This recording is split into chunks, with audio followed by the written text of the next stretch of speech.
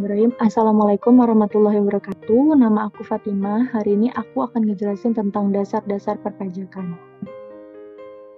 Yang pertama pengertiannya. Pajak adalah kontribusi wajib kepada negara yang terutang oleh orang pribadi atau badan yang bersifat memaksa berdasarkan undang-undang, dengan tidak mendapatkan imbalan secara langsung dan digunakan untuk keperluan negara bagi sebesar-besarnya kemakmuran rakyat, berdasarkan UU KUP nomor 28 tahun 2007. Kemudian ada beberapa UU terkait perpajakan, UU nomor 6 tahun 1983, UU nomor 9 tahun 1994, UU nomor 16 tahun 2000, UU nomor 28 tahun 2007.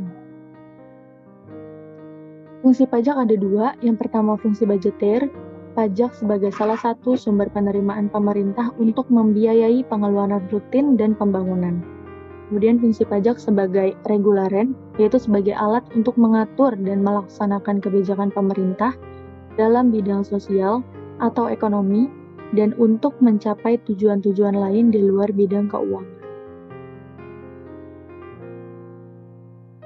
Jenis pajak ada menurut golongan, menurut sifat, menurut lembaga pemungut. Pajak menurut golongannya terbagi menjadi dua. Yang pertama pajak langsung. Pajak harus dipikul dan ditanggung sendiri oleh wajib pajak, tidak dapat dilimpahkan atau dibebankan kepada pihak lain. Contohnya PPh. Kemudian, ada pajak tidak langsung. Pajak dapat dibebankan atau dilimpahkan kepada pihak ketiga. Contohnya PPN dan PPNBM. Cara menentukan apakah suatu pajak termasuk pajak langsung atau pajak tidak langsung berdasarkan ketiga unsur. Yang pertama, penanggung jawab pajak. Yang kedua, penanggung pajak. Yang ketiga, pemikul pajak.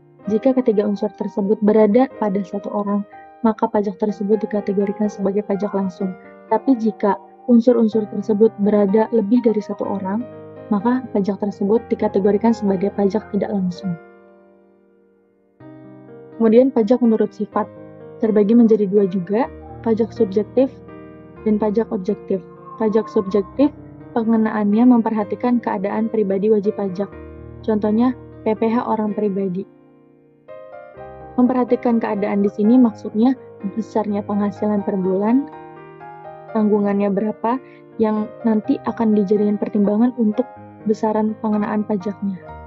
Kemudian pajak objektif, pengenaannya berdasarkan benda, keadaan, perbuatan, atau peristiwa yang mengakibatkan timbulnya kewajiban membayar pajak tanpa melihat keadaan subjek pajak maupun tempat tinggal. Contohnya PPN, PPNBM, dan PBB. Menurut lembaga pemungut, ada pajak pusat, ada pajak daerah.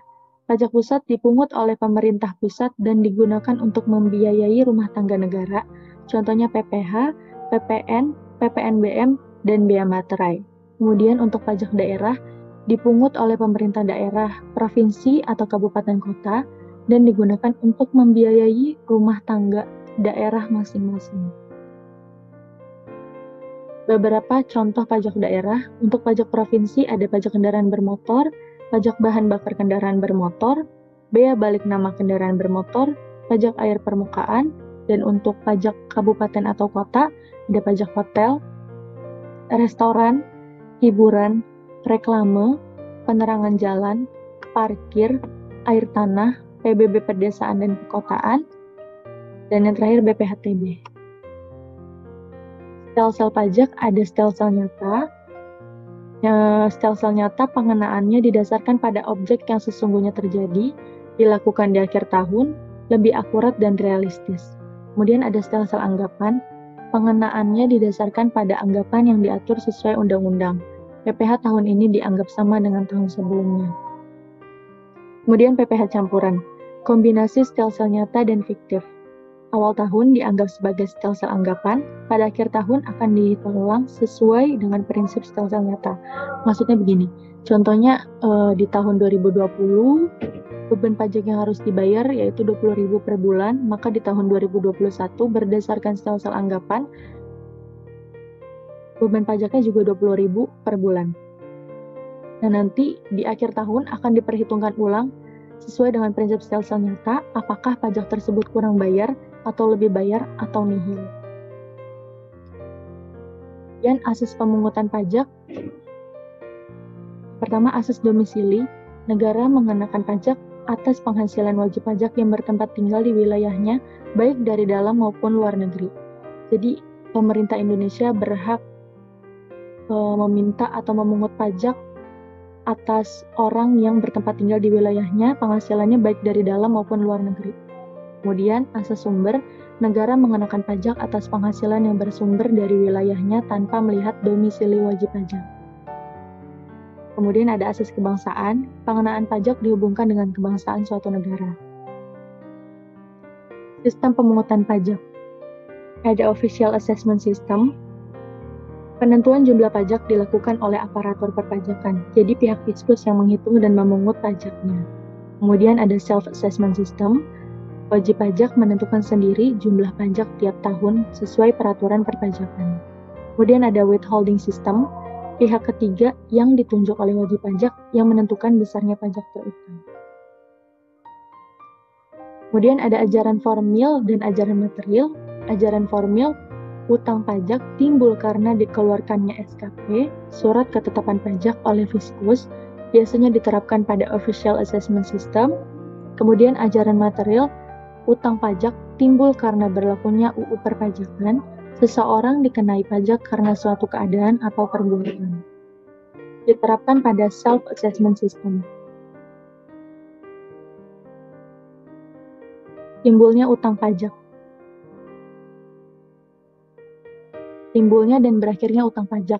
Timbulnya utang pajak bisa disebabkan karena pembayaran pajak, memasukkan surat keberatan, menentukan saat dimulai dan berakhirnya jangka waktu kadaluarsa, menerbitkan SKPKB atau surat ketetapan kurang bayar dan SKPKB tambahan, kemudian menentukan besarnya denda maupun sanksi administrasi lainnya. Berakhirnya utang pajak bisa disebabkan karena pembayaran atau pelunasan, kompensasi, kadaluarsa, dan yang keempat karena pembebasan atau penghapusan. Tarif pajak. Ada tarif tetap, jumlah atau angkanya tetap berapapun DPP-nya. Contohnya bea materai. Bea materai kayak yang kita tahu ada bea materai 3.000, 6.000, sama yang terbaru sekarang 10.000. Kemudian tarif proporsional atau sebanding. Persentase tertentu berapapun DPP-nya. Contohnya PPN sebesar 10%, PPh 26 20%, PPh 23 15% dan 2% untuk sewa kendaraan, PPh 24 sebesar 20% dan sebagainya. Kemudian tarif progresif, persentase tertentu yang makin meningkat dengan meningkatnya DPP. Berikut ini ada beberapa soal. Yang pertama, Adele mengadakan konser di Indonesia, dipotong pajaknya oleh pemerintah Indonesia berdasarkan A. Asas domisili, B. Asas sumber, C. Asas kebangsaan, dan D. Asas kekeluargaan. Jawabannya, asas sumber. Kenapa?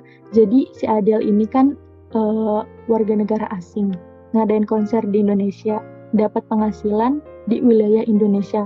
Maka dari itu pemerintah Indonesia berhak untuk memungut pajak atas penghasilan yang Adele terima dari wilayah Indonesia. Makanya kenapa jawabannya asas sumber. Kemudian berikutnya,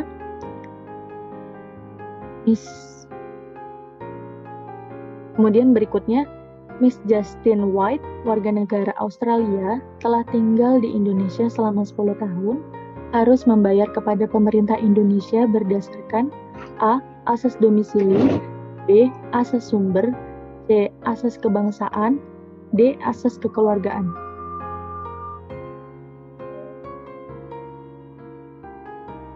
Jawabannya asas domisili. Kenapa? Karena Miss Justine White ini udah tinggal di Indonesia selama lebih dari 183 hari. Oleh karena itu berarti dia udah menjadi subjek pajak dalam negeri, makanya kenapa pengenaannya berdasarkan asas domisili, bukan asas sumber lagi. Kemudian, pelaporan SPT tahunan wajib pajak orang pribadi dan badan merupakan A. Self-assessment system, B. Official assessment system, C. Withholding system, D. Semua benar. Jawabannya self-assessment system. Jadi, para wajib pajak ini yang ngitung sendiri, lapor sendiri, dan nyetor sendiri besaran pajak terutangnya ke pihak yang berwenang. Sekian dari saya, kurang lebihnya mohon maaf. Assalamualaikum warahmatullahi wabarakatuh.